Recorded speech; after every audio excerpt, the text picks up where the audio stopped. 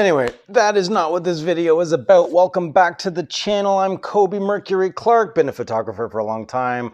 I've been doing beats and music production for the past 15 years, into automotive stuff, into all kinds of stuff. Not one of these things are cost effective, so maybe I need to, I don't know, go back to just drawing on pieces of paper with some pencil. Save myself some money, because whoo, does this add up quick. Anyway, this video, I'm sure you're wondering, what the heck is this even about? So I am going to be talking about my, not necessarily my absolute favorite, but one of my absolute top lenses that I love, which is the PENTAX DA Star 16-50 f2.8 PLM.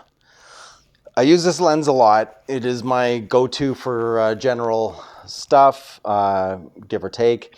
If I'm not sure what I'm going to be shooting on the more longer end of things, then I will use either the 18-135 or the 55-300 PLM. But for general photography, portraits, street, events, things like that, my go-to is the 16-50 f2.8 PLM. I absolutely love this lens. The flare control is mind-blowingly incredible. I've got an image.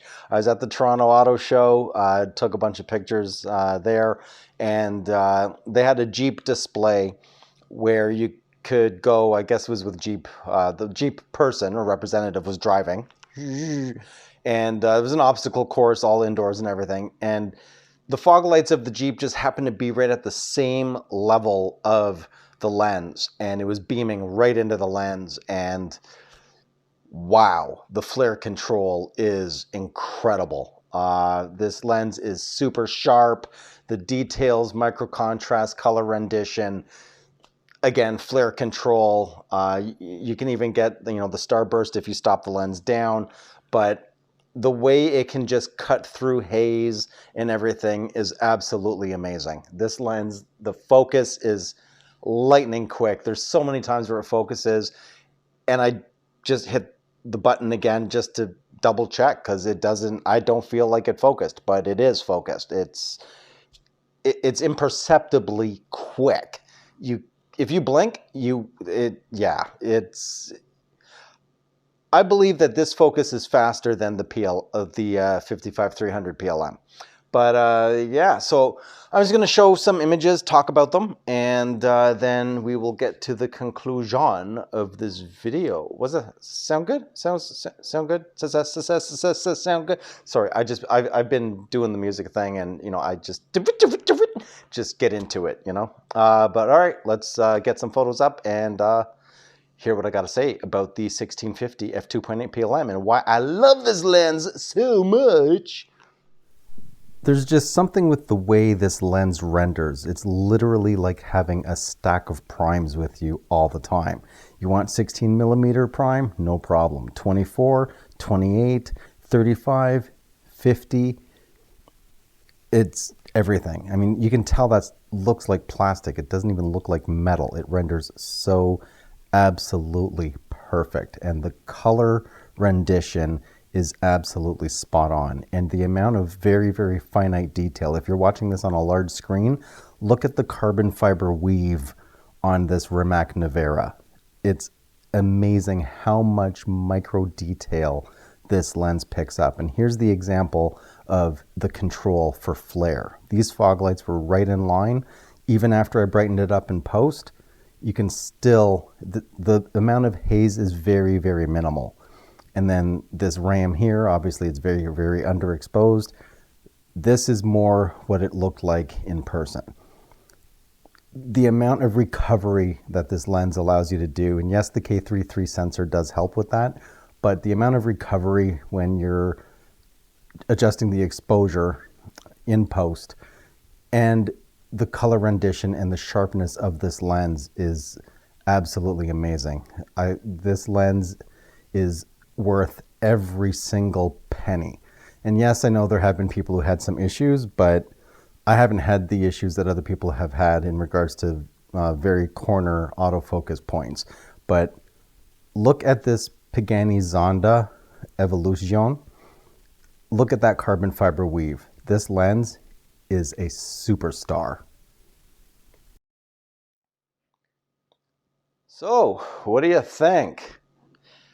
I know it's expensive. I'm not going to sidestep that. It is an expensive lens, but I can absolutely see where the money went. This lens is phenomenal. I know some people have said they've had some issues in regards to focus with the K3 Mark III.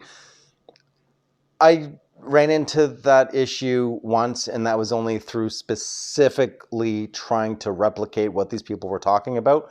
But in general use, I honestly have not run into an issue of anything not being in focus off to the sides in regards to the frame of the focus area.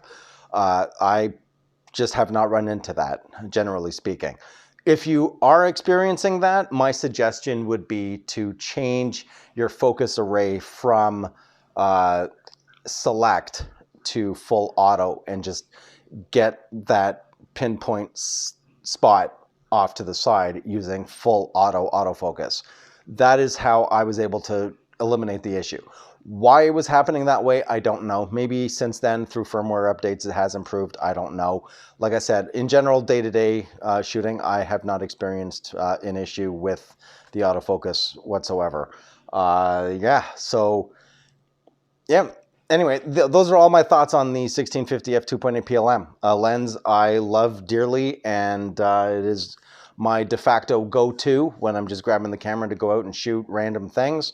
And it's very versatile. It's, you know, it's got the 16 millimeter wide angle, which between 16 and 18, surprisingly enough, even though it's 2 millimeters, it makes a huge difference regarding the wide angle capability. And, you know, it goes right up to 50. So on a crop sensor camera, it's perfect for portraits. And yeah, that's going to conclude this video. So what do you think? Leave a comment down below. Let me know. Don't forget, you can buy some merch, and if you have not already, subscribe. It costs you nothing. It's absolutely free. Helps us out. That goes for any channels that you're watching. And yeah, don't forget to like the video too. That helps as well. And hit the bell if you feel like it. Bing! I don't know if that even really does anything. Maybe it does, maybe it doesn't. I don't know. It's up to you at the end of the day. I'm just a voice you're just listening to. You're probably already left the video, but yeah. Anyway, if you want to support the channel, that info is at the bottom of the description. And I'm going to go. I'll catch you on the next video. I'm out.